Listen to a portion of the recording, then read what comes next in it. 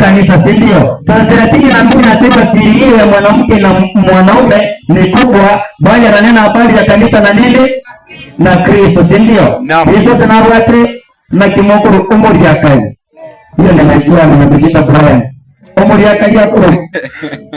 Hii sawacha kunyoma. Karibu. Awacha kunyoma kanisa. Bwana asema kwa kanisa ya sai wewe kanisa la kiriki. Nomo kungu umuri ya kazi. Karibu. Tukuzie na huyo mpaka wayao. Hii sawacha kunyoma umuri ya kazi mko.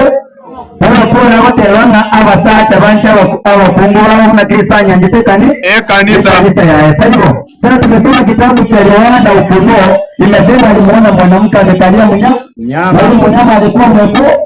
Tukatambua mnyama ni serikali, si ndio? Na mwanamke ni mfano wa kanisa. Naona ni kanisa ambalo limekalia falme za dunia.